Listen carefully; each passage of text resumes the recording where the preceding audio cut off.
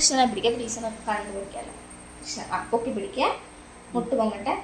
കൃഷ്ണൻ കൈ കുറച്ചുകൂടെ പൊങ്ങട്ടെ. കൈ കൃഷ്ണൻ ഒന്നിത്, പിന്നെ ഇത് പിടിച്ചോ ഇങ്ങനെ.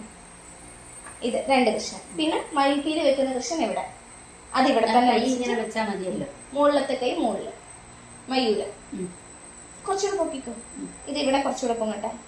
ഇതായി. ഇനി ആയിരുന്നു ശിവൻ. ഒരു കയ്യിൽ, ഈ കയ്യിൽ പിടിക്കുക, വിട്, 2 കൈ വിട്. എന്നിട്ട് ഈ കൈ ഇവിടെ പിടിക്കുക, പൊങ്ങട്ടെ, മുട്ട് പൊങ്ങട്ടെ. ഈ കൈ ഇങ്ങോട്ടിടുക.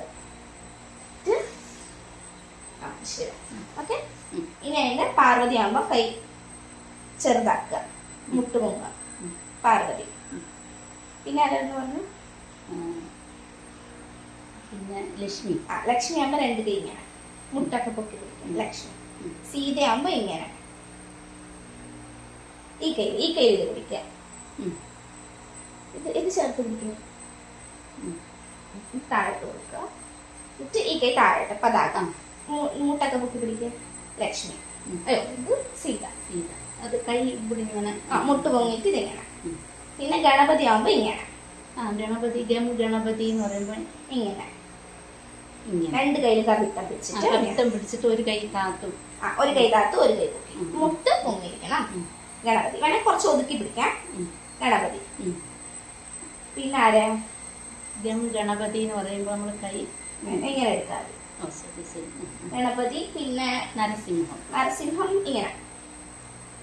ഈ 2 കൈ ഒരു. പിന്നെ മനുഷ്യന്റെ ഒരു, ഇത് മനുഷ്യനെ കാണിക്കുന്നു, ഇത് മൃഗത്തെ കാണിക്കുന്നു. ഇത് മനുഷ്യനെ തൃപ്പതാക, ഇത് മൃഗത്തെ, ഇത് മൃഗശീർഷം. ഇങ്ങനെ ഇങ്ങനെ. ഇനി അല്ലാണ്ട് ചെയ്യുമ്പോ ഇങ്ങനെ നമ്മൾ ഇങ്ങനെ എടുത്ത് കീറുന്ന രീതിയിൽ നരസിംഹം. പിന്നെ ആരാ? പിന്നെ നാരദനൊക്കെ ഇങ്ങനെ ഇങ്ങനെ ആയി പോരുത്. ഇങ്ങനെ നാരായണ പറയുന്ന രീതിയിലാണ്. പിന്നെ ദുന്ദുപ്പി നാദം എന്ന് പറയുമ്പോ ഡമരുവിന്റെ സൗണ്ട്, അതിങ്ങനെ ചെയ്യാം. ഈ കൈ ഇങ്ങനെ പിടിക്കാം, എന്നിട്ട് ഈ കൈ പിടിക്കുക. ശിവനായിട്ട് ഇങ്ങനെ ചെയ്യാം. നമുക്ക് കുറച്ച് മുട്ടൊക്കെ താഴ്ത്താം. എന്നിട്ട് ഇങ്ങനെ ചെയ്യാം. ഈ കൈ അനങ്ങരുത്, ഇത് താഴത്ത്. ഇതിങ്ങനെ ഡോളത്തിലിട്ടാണ് ഇങ്ങനെ വരും. എന്നിട്ട് കുളിക്കാം. പിന്നെ 2 കൈ വെച്ചിട്ട് വേണം ഇങ്ങനെ ചെയ്യാം. 2 കൈ വെച്ച്. അപ്പൊ ഈ ഇത് തന്നെ മതിയോ? ഇതാണ് ഡമരുവിനെ പിടിക്കുന്നത്. ഇത് ഇങ്ങനെ വെച്ചിട്ട് ഡമരു ചെയ്യാം. പിന്നെ ആരാ? ഞാൻ ദശാവതാരം പറഞ്ഞുതരാം. ഇവിടെ പിടിക്കുക, മത്സ്യം. 2 കൈ ചേർത്ത് വെക്കണം. എന്നിട്ട് ഇതാണക്കി കൊടുക്കണം. മത്സ്യം, കൂർമ്മം,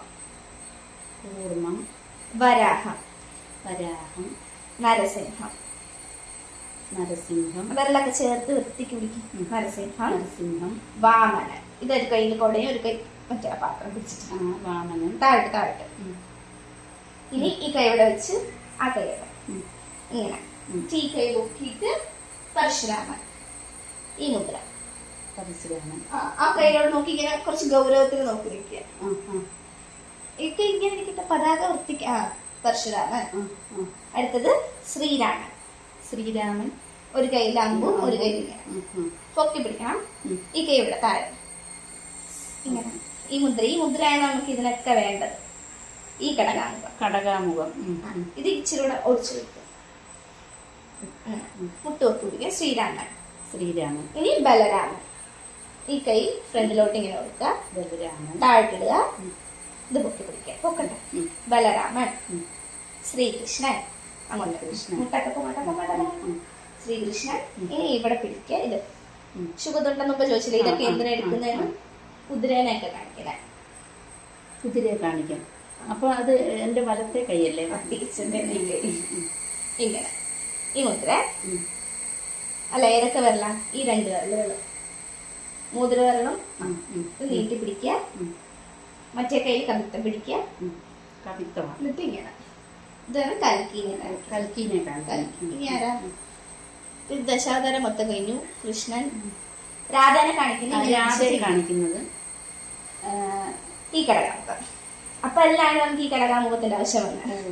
ഇവിടെ പിടിച്ചു. സ്ത്രീനെ കാണിക്കുന്നതല്ല ഇങ്ങനെ ഈ കടകാമുഖത്തിൽ. സീതനെ കാണിച്ചപ്പോ നമ്മൾ ഈ കടകാമുഖം, രാധേനെ കാണിക്കുമ്പോ ഈ കടകാമുഖം.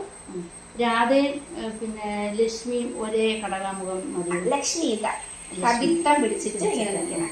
സരസ്വതി ദേവി ആണെങ്കിൽ ഇങ്ങനെ സരസ്വതി ഈ കവിത്തം മുകളിൽ പോകും. മുകളിൽ പിടിക്കും. എന്നിട്ട് സൂചി വെച്ചിട്ട് കാണിച്ചു. സരസ്വതി ദേവി, ലക്ഷ്മി ഇങ്ങനെ, ഉം.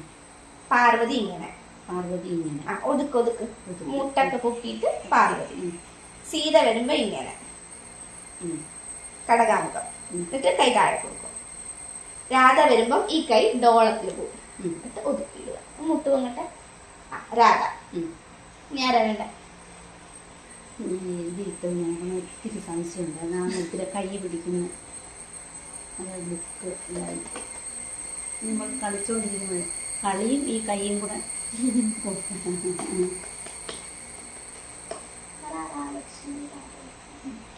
മുരുകനെ കാണിക്കുന്ന ഇങ്ങനെ ഇത് പിടിക്കും, ഇവിടെ തൃശ്ശൂലം പിടിക്കും.